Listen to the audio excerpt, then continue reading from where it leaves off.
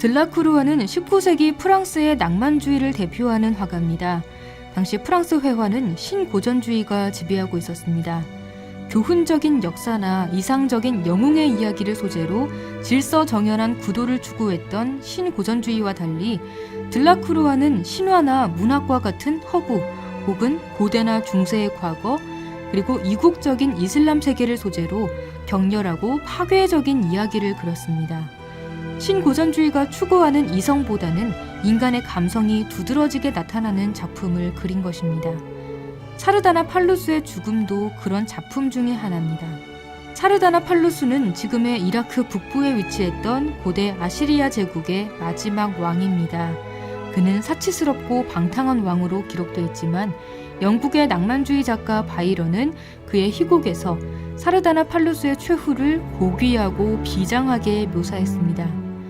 반란군에 의해 패하자 스스로 장작불에 타 죽는 죽음을 택한 것입니다.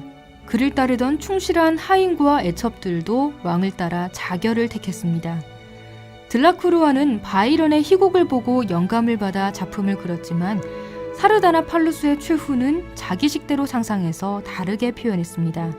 그는 이렇게 말했습니다.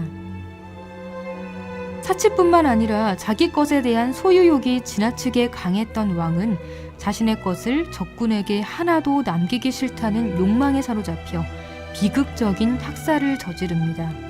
그 끔찍한 아비규환의 현장을 들라크루아는 매혹적인 연극의 한 장면처럼 생생하게 묘사했습니다.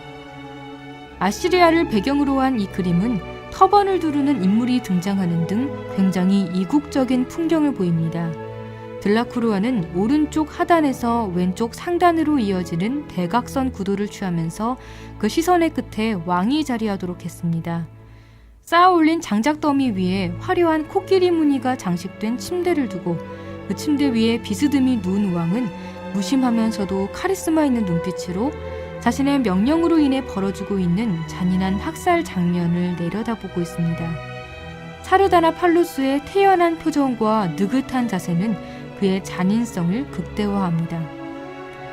불붙은 장작 더미에는 검은 연기가 뭉게구름처럼 피어오르고 그 연기 사이로 파괴된 도시가 보입니다. 사르다나 팔루스가 가장 사랑했던 애첩 뉘라는 이미 목숨을 잃은 채 침대에 엎드려 있습니다.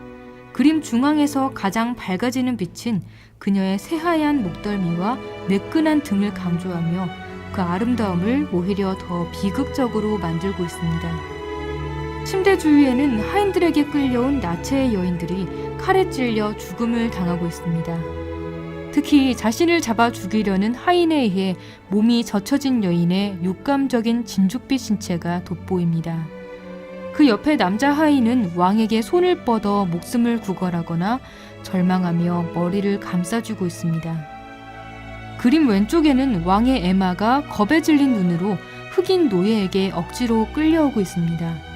그 위쪽에는 스스로 자결하려는 흑인 노예가 있고 이 와중에 한 시종이 물 항아리와 수건, 대야를 왕에게 바치기 위해 다가오고 있습니다. 들라크루아는 잔인한 학살 장면을 그렸지만 이 그림에는 당연히 있을 법한 단 한 방울의 피도 보이지 않습니다. 대신 온 화면을 뒤덮은 피와 같은 선홍색의 침대와 화려한 금은 보화가 역동성과 극적인 긴장감을 고조시켰습니다. 빛과 어둠이 극명하게 느껴지는 명암 대비와 빨간색과 흰색, 금빛 같은 노란색 등은 그림의 생동감을 불어넣었습니다. 들라크루아의 작품은 공포로 가득 찬 현장의 비명까지도 생생하게 전하는 느낌입니다. 당시 인기 있던 이국적인 동방의 세계를 소재로 하면서 대각선의 동적인 구도와 살아 움직이며 고통받는 듯한 신체의 움직임, 그리고 죽음을 앞둔 극한 상황에서 인물들에게서 느껴지는 격렬한 감정은 사르다나 팔루스의 죽음이 왜 낭만주의의 대표 작품인가를 말해주고 있습니다.